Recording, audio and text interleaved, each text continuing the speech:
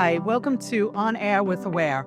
My name is Linda Oristano, and I am the Executive Director for Aware, Drug and Alcohol Community Coalition. Today's episode is entitled Surviving the Unseen, Homelessness, Hope, and Recovery, where we have real conversations about substance use, mental health, and the courage it takes to rebuild a life.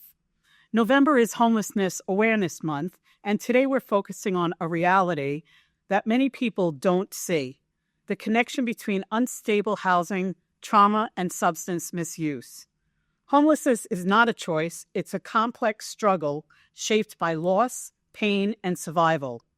And yet, within that struggle, there's a resilience, there is a strength, and there is hope.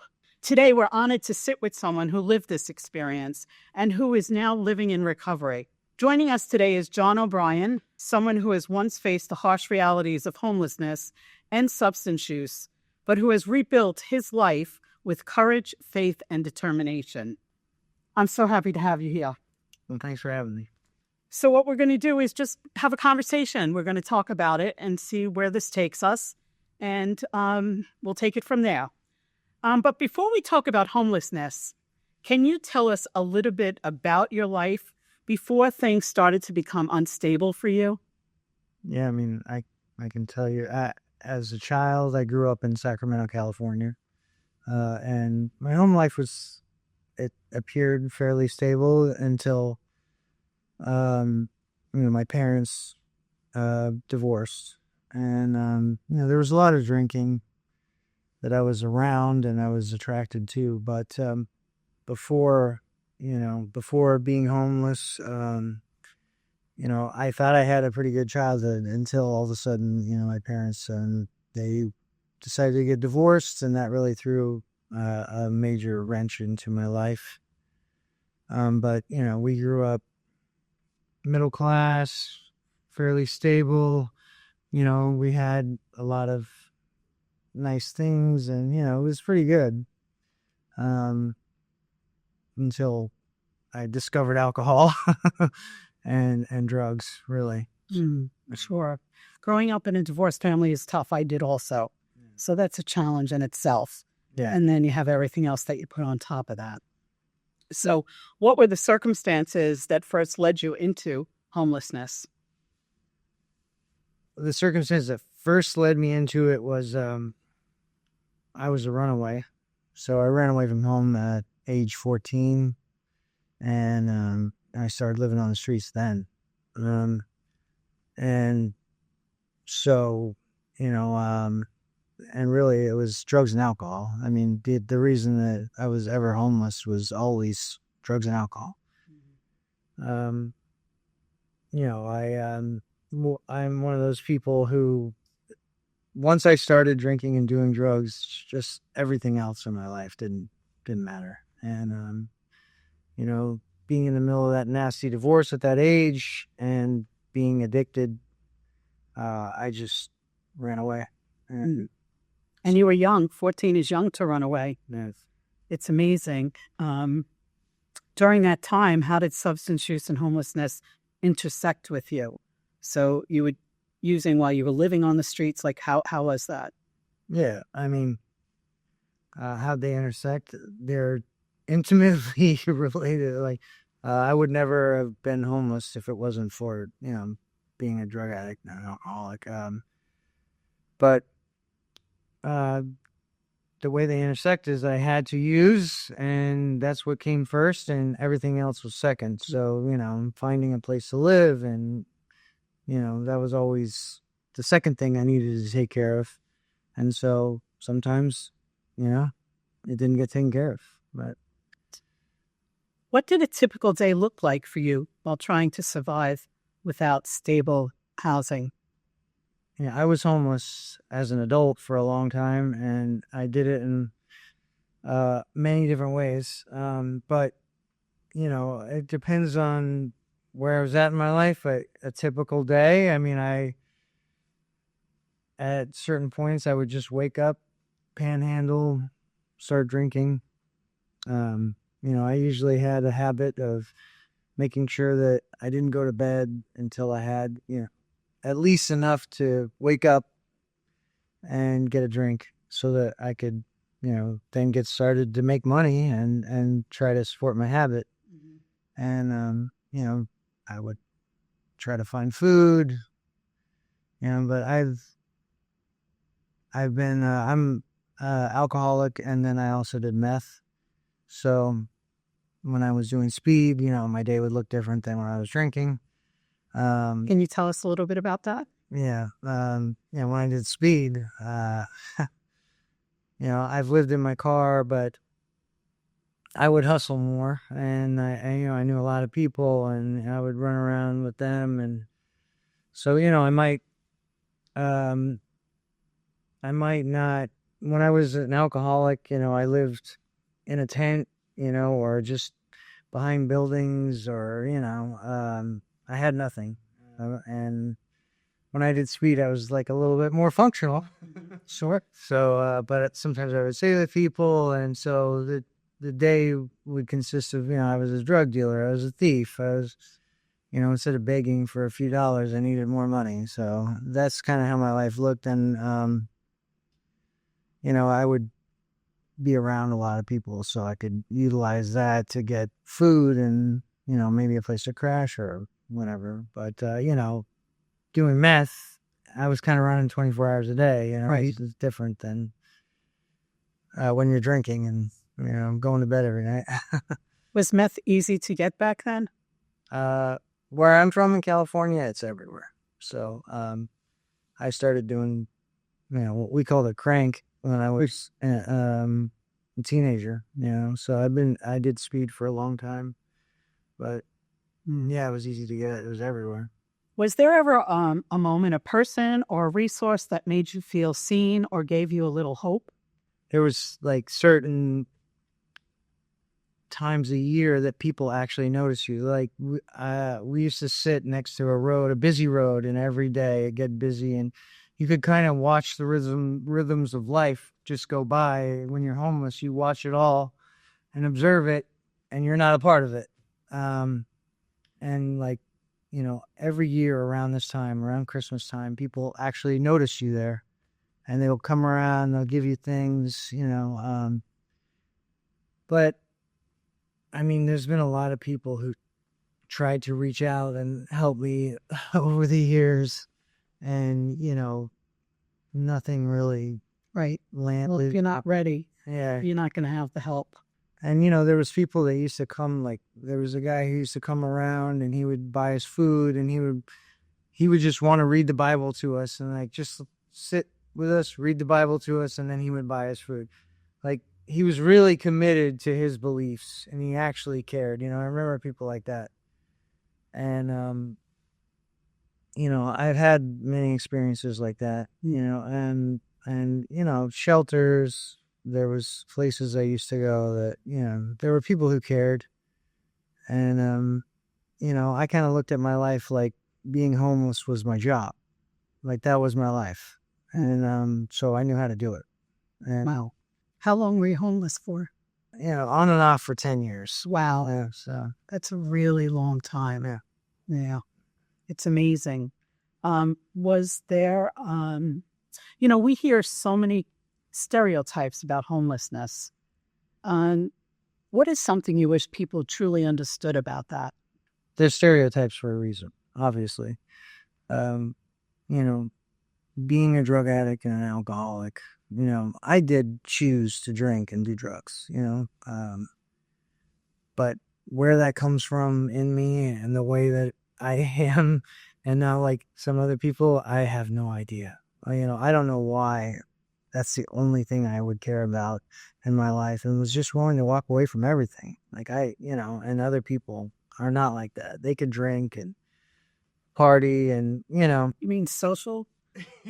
Because as addiction gets us, You're right. I don't know why I'm that way, but we are addicted. yeah, Personality types.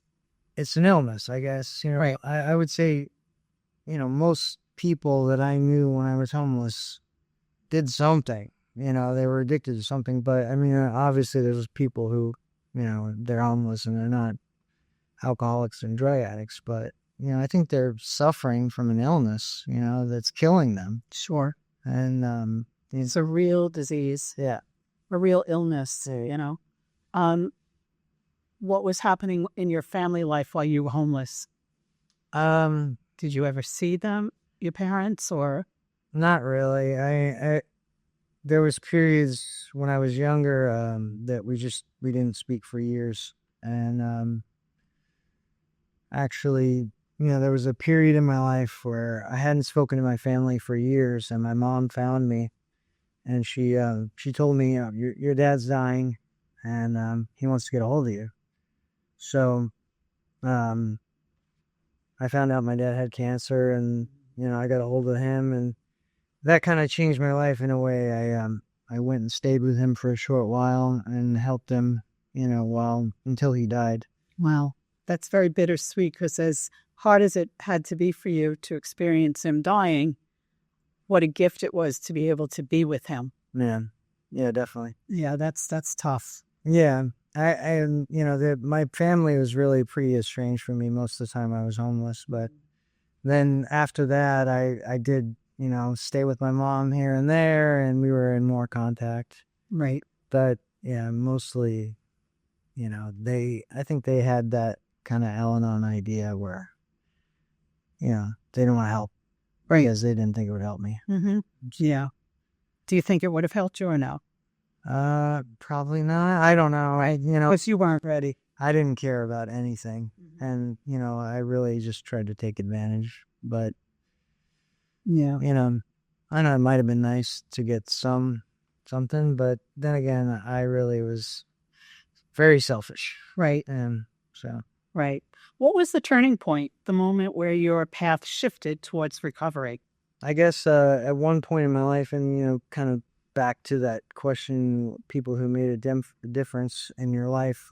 One day I was dumpster diving, and this woman came out, and she said, get out of here. You got to leave the property. And, I've heard that a million times, and so I had like a typical thing that I would say to kind of try to make them feel guilty for saying this to me. Right. And so I said that, and I don't remember exactly what I said, but a day or two later, she happened to drive by me, and she was like, do you do construction or something? Because I was taking a water heater apart and getting the scrap metal off. I was like, yeah, I do. She said, come over to the apartments, and, I have some work for you. So then she put me to work, and I ended up getting a job for her. And I worked there for a couple of years, and that did actually kind of change my life from completely, before that I was just collecting cans and bottles, scrap metal, panhandling. I kind of went back into the work world from a long hiatus. Right. And that did help make a difference. I mean, were you in recovery at that time? No, I was. No, you were totally using? Yeah, I was. Mm-hmm. Yeah, I was totally addicted. But all right, so I ended up here in New York, and I was renting a house, but at this point, from my cousin in California. So I was off the streets, but, that was kind of a tenuous, I was renting a room, really. What brought you here to New York? I was just going to do some work for my cousin, and I was going to drive back in a car that he was going to give me all the way to California. Was the plan. And, I flew out here, and I brought like an 8-ball of meth with me on the plane to be enough to make it home was the plan. And then, I stayed here, and I ended up running out, and then I started drinking again. And it kind of put me in this position in life where I could see what my life was in Sacramento, where I was addicted to meth. I drank all day, and I I drove around and picked up scrap metal. I dumpster dove and stole, basically. And that's not really a life anybody wants. Right. Of course not. No. And, I just gotten out of jail for drug charge, and, life wasn't very good. Right. How long were you incarcerated for? Not long. No. I've been in and out of jail a lot, but right. Never very long, a month or so at a time. That's long to me. That's a long time. So was homelessness a choice for you? You ran away when you were 14, right? Yeah. But I don't know if homelessness is always a choice. I think we get caught up in the addiction or Well, yeah, it was like that's kind of how it was. I mean, I was just so addicted that it wasn't really a choice. And I tried to be functional, but I needed to stay high and drunk, and that was always more important. And so I'd end up homeless, Right. um, you know, which I share in my story all the time. Is when I was in Sacramento, there was this housing program they had for the homeless. It was like a pilot program where you could live at this facility. It was an old Air Force base for 2 years. You got a free apartment, free food, and then they would help you, get a job and get your life back together, which I did. I got sober. I was in there. I was working. I got a GED. I started going to college. It's amazing. Everything was going well in my life. And except that, I didn't really have sobriety. I hadn't had that spiritual awakening. So one day I just up and drank. And then, I just walked out of there and went right back to living on the streets because, That's what you knew. yeah. And It was familiar, not comfortable. yeah. So I don't know if it was a choice, but like I didn't know, it wasn't really very functional. Yeah, it has to be so hard. I mean, I ran away when I was a kid, but I came home the same night, Yeah. But just that adrenaline of leaving home, was unbelievable. That feeling, of just saying, I'm done and I'm out of here and running, but you did it for so many years, that must have been hard at times, I would think. Yeah, definitely. I mean, what about winters and, Winter's cold. yeah. It's not as cold as New York, obviously, but it is very, cold. But I mean, like I said, I learned how to survive, and I think a lot of homeless people are pretty adaptable. They learn how to survive, and I had different, ways of doing it. Where I had the tools. yeah, I would sleep in a tent, or sleep outside and just keep a blanket over you, whatever, or I'd sleep in abandoned buildings. And What about taking care of yourself as far as showering? What would you do or not? it depends on what point in my life I was at. Like there was a period of time where I was crazy. The meth. I was like hearing voices and just completely not functional. And I don't think I had very good hygiene there for a while. But Right. other than that, like there were shelters. There was places where you could go and get a dinner and take a shower, and I used to do that. And I know some of the churches here on Long Island do that today. yeah, And some other types of organizations allow you to do that as well. sometimes I would go to the psych ward. Sometimes I'd go to jail. And like, sometimes I'd go to friends' houses. But yeah, It's amazing. yeah. What supports helped you along the way? Were there programs, people, treatment, the faith, the community? What kind of helped you along? As far as community, out there was like a lot of churches where you could go and get food, get clothing. So I knew about all the different churches that you could go to, and the time where you could get a meal, you could get some food, you can get some clothes. And that's usually how I would like take care of myself in a lot of ways. The gospel mission, you could go there and sleep for 3 days, and then you had to leave for a week and you could come back. Right.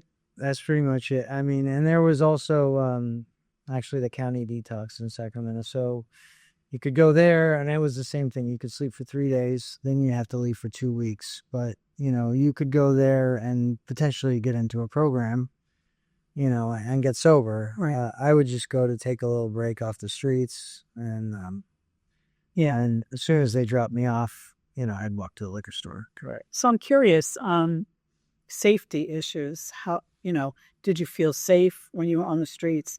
Were there other homeless people that you connected with? I mean, did you have a homeless support system? Yeah. I knew a lot of homeless people. Well, And in California, there's a lot of homeless people. yeah. And when I first moved to New York, I was like, where's all the homeless people? Like, I thought everywhere when you go into the store, you're going to get hit up for money. And that's just not the way it is here. But, yeah, there's a lot of homeless people, but I knew a lot of people. And so, yeah, I had friends, and we all kind of talked to each other, and people knew the system. And, Right. And law enforcement, did they ever get rid of you or try to get rid of you? Yeah. But in like downtown Sacramento, we would sleep under the bridge, and, you could find a mattress and pull a mattress under the bridge, and they would come and they would throw everything out, and we would come back with a new mattress or a couch like the next day, because you could just find the stuff. And they'd kick us out again, and they're like, how do you guys find all this stuff? But Survival. one time, my mom was like, you were on the news this morning, and the news came out, and they're like, I guess they were out counting the homeless, and I had a tent in a field, and they were using my tent as the backdrop for the next where I am. But anyway, It's amazing. and then the next day the police came, took everything down, and kicked us out. But 653,000 people experience homelessness on a single night in the United States. 28% are families with children. 36% are unsheltered. 1 in 10 young adults experience homelessness each year. The LGBTQIA+ youth are 120% more likely to experience homelessness. Approximately 30% report substance use disorder. Approximately 21% report serious mental illness. This is a real issue. What does life look like for you today in recovery? It's so incredibly different. I never would have imagined that my life would be the way it is now. I mean, when I came here, I had no intentions of getting my life together. And, I just decided, you know what, I got to try getting sober. I don't want to go back to Sacramento. I don't want to pick up, where I left off, just getting high. And I didn't want to stay here and be drunk again, waking up with the shakes. So, I just decided to go to an AA meeting, On your own, you decided? Yeah. Wow. Yeah. So, it was really, I just got to this place in life where I was just so disgusted with my life. I was 32 years old. I just had nothing, and I'd never done anything really with my life. And, I did want like the things that people want, get married, kids. Yeah. But it was all so drowned out by the addiction. But, what my life looks like now is, 13 years later, I mean, I'm married. I have 2 kids. I went to college. I got an engineering degree. I have a good job, the project manager. I think that's amazing. Yeah. It's so, so great that you were able to walk into that meeting by yourself. So many people can't do that, I asked early on, and I don't know, we probably went off on a different conversation mode, but what is something you wish people truly understood about homeless people? Coming from it as a person who is addicted, I wouldn't really want to speak for all homeless people, because I really can't speak for all homeless people. But, I think that the way I kind of see it now, and it's like, I feel for homeless people, and I wish I knew how to do something more for them, because it was such a part of my life, I think trying to help them in a way that, like, I don't think giving them money and necessarily is the best thing to do for people. I really feel like when I look back on my life, like people who always gave me money, like it just supported me living that way. Enabled you. Yeah. And it's maybe not a popular opinion, but, in a way I kind of see it as like you're telling somebody they're just worthless. Right? You don't mean anything. Just go get drunk. Right? Here's $1. And, really, if you really care, like maybe try to help them, if you're just, obviously we all don't have a lot of time. Right.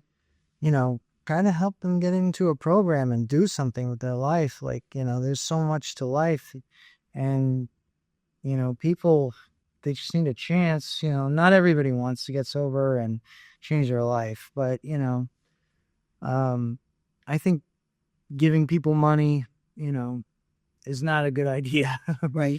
Give them food, give them clothes, Right. Maybe provide for their needs if you want, but really just tell people that, they could do something with their life. Right. Mm-hmm. So for someone listening right now who's homeless, struggling, or feeling hopeless, Yeah. what would your message be to them? there's a God who loves you, and turn your life over to God, and He has a plan for you. And that's really what changed my life was, when I came into AA, I was told that I could have this spiritual awakening and my life would change.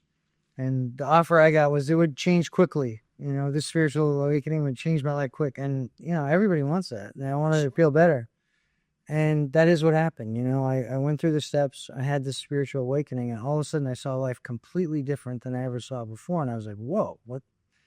I didn't even know I was in this world. And, for me, it's been, definitely a journey of faith. Right. I believe in God. I believe in Jesus, and, when I came into AA, it was just God and I didn't have a real conception. And now I believe in Jesus and the gospel has changed my life. And, that would be my message. My message would be, investigate faith. Right. What is the whole purpose of life? I think I've obviously thought about this on a curb with a bottle of beer many a times. What is the solve? It doesn't mean anything is what I thought, but it does. There is a purpose and there's a reason for life. And, I feel like I've gone from incredibly low to, like I said, I got a degree in engineering. I mean, I never would have believed that I would have got a degree in engineering when I was home. You could have told me that and I would have been like, yeah, right. Mm-hmm. And, I have a wife and kids. I own a home. I think stuff, which is what a lot of life is focused on, is not really what life is about. I really feel like there's a God above who's sovereign and, our purpose in life is to be in a relationship with him. And, if you seek that, you'll find a new life. And there is a purpose for your life. And it doesn't, have to be the way that the world portrays it. It doesn't have to be about, having a lot of things and, God has a plan. That's wonderful. Man. Yeah. John, thank you so much for your honesty and your courage, and for reminding us that recovery is real and it's possible. Homelessness is not just a housing issue. It's a human issue, and understanding that connection with trauma and substance misuse is essential if we want real change. So as we enter the season of Thanksgiving, let our gratitude stretch beyond our own tables. May it open our hearts to those experiencing homelessness and remind us that hope grows when we care for one another. Thank you for joining us today. And if you or someone you know is struggling with housing instability or substance use, please reach out. Aware and our community partners are here to help you. You can contact us through our email, which is info@awareli.org, or you can call us at 516-361-6540. And thank you for listening to Surviving the Unseen Homelessness, Hope, and Recovery. Until next time, stay informed, stay compassionate, and remember, no one is beyond hope. You can view this podcast on our YouTube at Aware Drug and Alcohol Coalition. Also, there are some resources that I can give you. The National Coalition for Homelessness is a good resource. Covenant House is another one, and the Long Island Coalition for the Homeless. There's so many resources out there. Again, if you need any information, feel free. We do have information on our website also. And thank you very much.